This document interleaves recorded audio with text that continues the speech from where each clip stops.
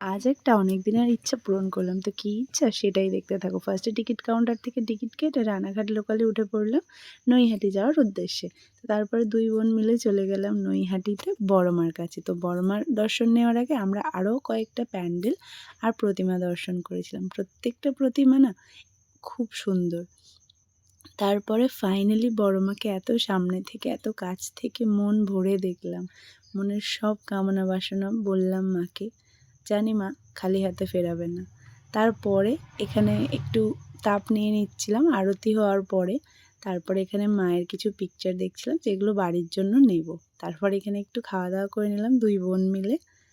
তারপরে দেখো ট্রেনে আস্তে আস্তে বোন ঘুমিয়ে পড়েছিল আর আমি ওকে তুলে দিলাম। আর দেখো কেমন রেগে গেছে আমার দিকে তাকাচ্ছে।